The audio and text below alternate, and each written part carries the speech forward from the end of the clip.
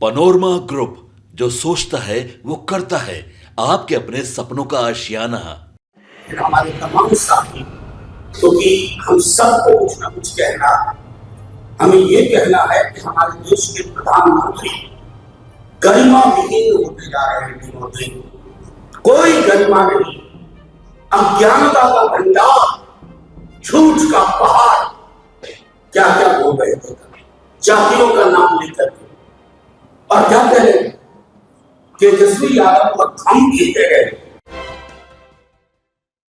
नमस्कार, आप देख रहे हैं सिटी पोस्ट लाइव और मैं हूं आपके साथ हर्षिता प्रताप सिंह। राज्यसभा सांसद मनोज झा ने आज प्रेस वार्ता का आयोजन किया और प्रधानमंत्री नरेंद्र मोदी पर जमकर निशाना साधते हुए कई गंभीर आरोप लगाए। पीएम मोदी के भाषणों को जहां गरिमा विहीन बताया, वहीं यहां तक कह दिया कि इनके हाथ में संविधान सुरक्षित नहीं है, ये लोग संविधान खत्म कर देना चाहते हैं। साथ ही आपको बता दें, पीएम मोदी ने अपने भाषण में कहा था कि जो भी भ्रष्टाचारी हैं उन्हें जेल जाना पड़ेगा। इसको लेकर मनोज झा ने पीएम मोदी पर निशाना साधते हुए कहा कि ये लोग अब न्यायालय को भी अपने हाथ में लेना चाहते हैं और तेजस्वी यादव को जेल भेजने की धमकी दे रहे हैं। साथ ही आपको बता दें कि तेजस्वी यादव के 17 माह के कार्यकाल को गिनवाते हुए पीएम मोदी पर निशाना साध रहे थे। कह रहे थे कि पीएम मोदी उसको जेल भिजवाना चाहते हैं जिन्होंने इतनी नौकरियां दी, इतना जो जातीय आरक्षण है वो दिलवाया, बिहार के लोगों को जातीय गणना कराई। साथ ही पीएम मोदी के भाषणों को गरिमा विहीन बता दिया। यहां तक कहने लगे कि इनके हाथ में संविधान सुरक्षित नहीं है। इस प्रेस वार्ता के दौरान राजद के राज्यसभा सांसद मनोज झा क्या कुछ कह रहे थे, कैसे पीएम मोदी पर निशाना साध रहे थे, हम आपको छोड़े जाते हैं उनकी बातों के साथ। हमारे तमाम साथी, क्योंकि हम सबको कुछ ना कुछ कहना है। हमें ये कहना है कि हमारे देश के प्रधानमंत्री गरिमा विहीन होते जा रहे हैं दिनों दिन। कोई गरिमा नहीं, अज्ञानता का भंडार, झूठ का पहाड़। क्या क्या बोल रहे थे, जातियों का नाम लेकर के, और क्या कह रहे थे, तेजस्वी यादव को धमकी दे रहे थे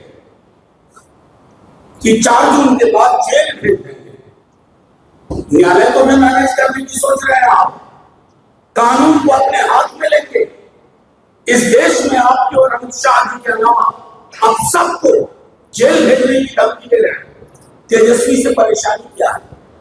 तेजस्वी जी से परेशानी है जो परिवर्तन पर, जो नौकरी की बात करता है, रोजगार बढ़ाने की बात करता है, जो महंगाई घटाने की बात करता है, जो महिलाओं को 1 लाख रुपया प्रतिवर्ष देने की बात करता है, जो रेलवे की भर्तियों की बात करता है, जो अग्निवीर के बदले सामान्य रिक्रूटमेंट फिर से हो उसकी बात करता है। तो पॉलिटिकली बात करिए प्रधानमंत्री जी, कहिए कि तेजस्वी से बेहतर करेंगे, लेकिन आप की चुप्पी आपराधिक है। कल भैंस मंगलसूत्र टोटी नोच लेगा, बिजली काट देगा, से आप कहां गिर गए?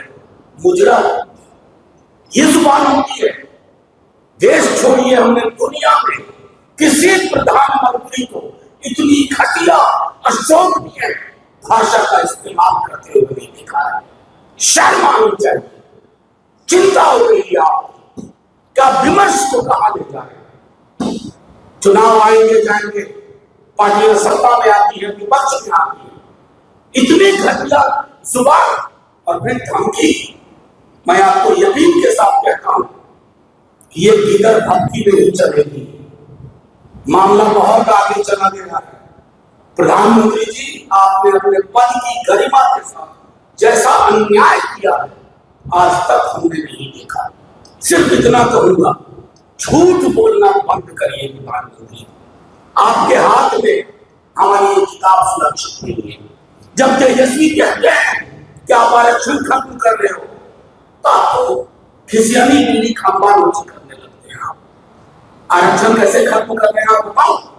आर्टिकल 15 और 16 सरकारी नौकरी में आरक्षण की बात करता है। आपने सरकारी नौकरियां खत्म कर दी, तो आरक्षण कहा? क्या यह संविधान का खात्मा नहीं है?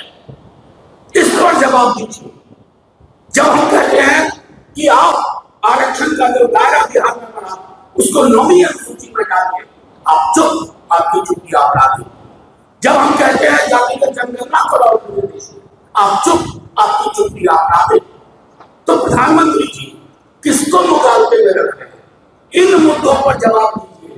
तेजस्वी जी को धमकी दे करके आप अपने को एक्सपोज कर रहे हैं, आप हमारी न्यायालयों पर टिप्पणी कर रहे हैं, आप ये कह रहे हैं कि मुखे कानून जो हम चाहेंगे वही होगा।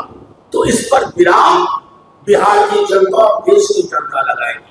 मैं सिर्फ इतना कहना चाहता हूं कि जब आप कहते हैं ना कि धार्मिक आधार पर, तो प्रधानमंत्री जी झूठ मत बोलिए। जिस राज्य में आप 2 दशक से ज्यादा मुख्यमंत्री रहे हैं, वहां की लिस्ट है कि मुस्लिम कम्युनिटी की कौन कौन जातियों को आरक्षण, ये आपके समक्ष। क्यों झूठ, क्यों देश को तोड़ रहे हैं, ध्रुवीकरण कर रहे हैं? मंडल कमीशन की रिपोर्ट नहीं पढ़ी। देश के प्रधानमंत्री को इतनी अज्ञानता नहीं होनी चाहिए। इतना अज्ञानी प्राइम मिनिस्टर जो झूठ पे ही काम करे, वो नहीं चाहिए। अंत में मैं यही कहूंगा कि प्रधानमंत्री जी रघुपति राघव राजा राम, सबको सम्मति दे भगवान, लेकिन सबसे पहले आपको जरूरत है, क्योंकि आप कहते हैं आप दैवीय रास्ते से आए, बायोलॉजिकल जन्म नहीं हुआ। अगर हमने आपने कोई ये बात कहने लगे तो हमें लोग डॉक्टर के पास ले जाएंगे, ये ठीक नहीं चल रहा है, कुछ गड़बड़ है इसके साथ। लेकिन प्रधानमंत्री जी एक दिन दैवीय रास्ते से आते हैं, दूसरे दिन कौन सा देवता मुजरा की बात करता। तो प्रधानमंत्री जी बस करिए। अब मैं आग्रह करूंगा हमारे हमारे